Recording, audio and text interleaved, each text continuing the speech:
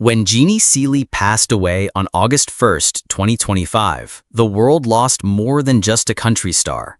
It lost Miss Country Soul. Fans remembered the unforgettable voice, the iconic miniskirts, and the more than 5,000 appearances she made on the Grand Ole Opry stage. Yet, behind the spotlight, Jeannie had quietly been preserving a private archive of her life, one that would remain sealed until her final curtain call. In the days after her memorial at the Grand Ole Opry house, her Nashville home was quietly opened. Inside, friends and family discovered not only the warmth of her familiar living room, but also treasures no one expected. Her Grammy gleaming from 1966, stage costumes that had once scandalized and inspired, handwritten lyrics to songs the world had never heard, and deeply personal letters that revealed a private side of Jeannie few had ever known. And then there was the small locked box on her bedroom dresser, a box no one has confirmed the contents of. For decades, Jeannie's life was a mixture of music, history, and mystery. Today, we'll take you inside her story and the remarkable estate she left behind to uncover what her legacy truly means now that the music has fallen silent. Jeannie Seely's story began on July 6, 1940, in Titusville, Pennsylvania, a working-class town surrounded by rolling hills and farmland. Her parents, Leo and Irene, raised their children with discipline but also a love for music. That love was planted early thanks to the family's radio, which carried the sounds of the Grand Ole Opry into their home every Saturday night. At just 11 years old, Jeannie stepped up to a microphone for the first time on local radio. Nervous but determined, she discovered the spark of performance that would stay with her for life. By her teens, she was appearing on local television shows, her smile glowing as brightly as her determination. During these years, she developed the vocal style that would one day earn her the nickname Miss Country Soul, a voice rich with warmth, grit, and the rare ability to make both joy and heartbreak feel unforgettable. After high school, Jeannie's ambitions carried her west to California in the early 1960s. By day, she worked as a secretary at Liberty Records, filing paperwork and typing memos for other people's careers while quietly dreaming of her own. By night, she performed in small clubs and coffee houses, honing her craft wherever she could find an audience. Fate intervened when she met songwriter Hank Cochran. Their creative chemistry was undeniable, and soon Hank wrote the song that changed her life, "Don't Touch Me." When Jeannie recorded it in 1966, her career exploded. The single soared to number 2 on the country charts and won her a Grammy Award for Best Female Country Vocal Performance. Practically overnight, Jeannie Seely had gone from filing paperwork to becoming one of the most respected voices in Nashville. That same year, she moved to Music City. Nashville in the mid-1960s was a traditional male-dominated town, often slow to embrace outsiders. But Jeannie arrived with momentum and something to prove. It wasn't long before she made her debut at the Grand Ole Opry, and by 1967, she was inducted as a full member. For Jeannie, this wasn't just another professional achievement. It was the fulfillment of a childhood dream born in Titusville when she listened to the Opry on the radio. From that moment forward, she began saving keepsakes: ticket stubs, show programs, photographs, handwritten set lists. At the time, no one thought much of it. But decades later, these mementos would form a priceless part of her estate, preserving her journey in ways words alone could not. Jeannie quickly became known not only for her soulful voice, but also for her bold style. The opera stage had always been a place of tradition, where men wore suits and women appeared in modest dresses. But Jeannie was unafraid to stand out.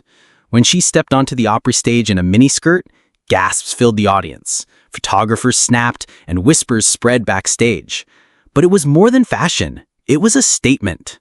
Soon she followed with go-go boots, pantsuits, and even jeans, attire virtually unheard of for women on that stage. Some traditionalists frowned, but younger fans cheered. And in doing so, Jeannie cracked the door open for women in country music to present themselves on their own terms. Her charisma also made her a natural host, and she became the first woman to regularly host segments of the Opry broadcast.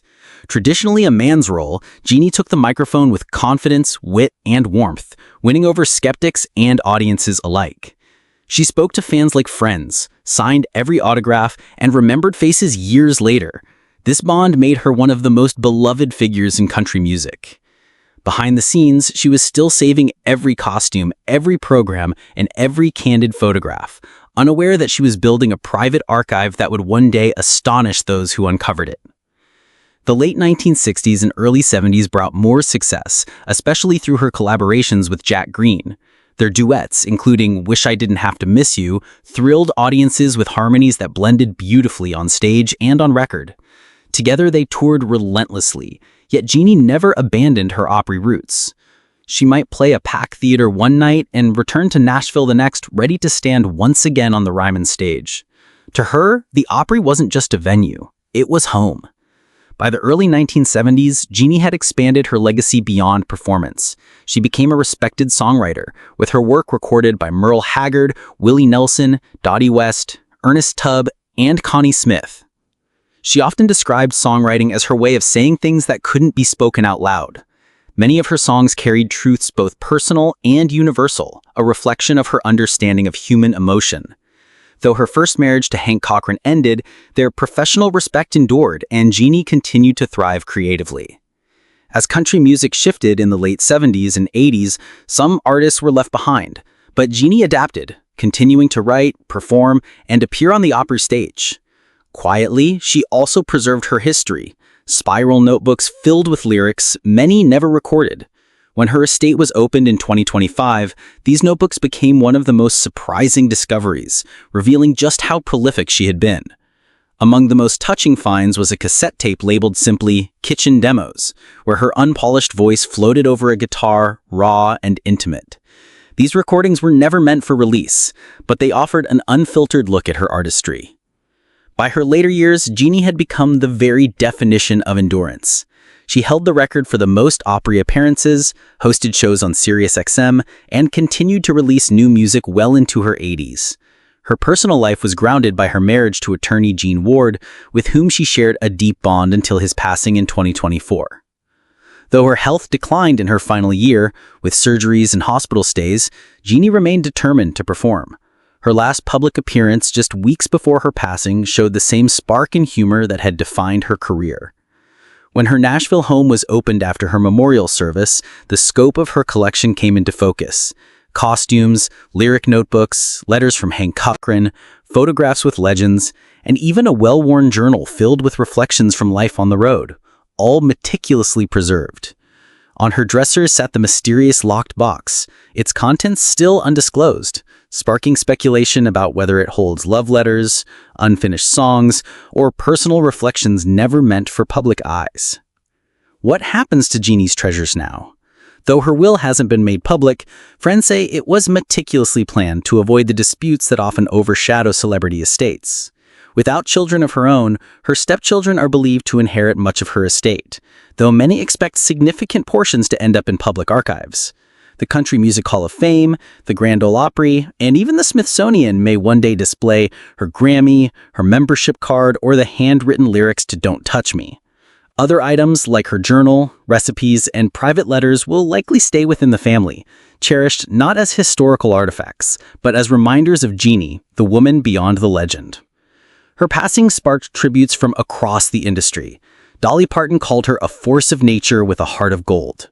Younger Opry members recalled how she welcomed them backstage, offering advice without arrogance and kindness without hesitation.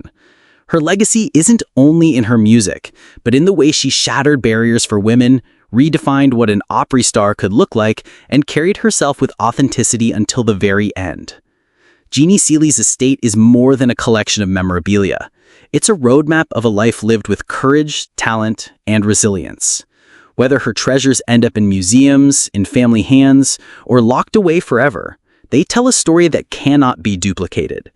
And perhaps the most meaningful part is this: the real treasures she left behind are not the gowns, awards, or letters, but the choices she made, the risks she took, and the memories she created.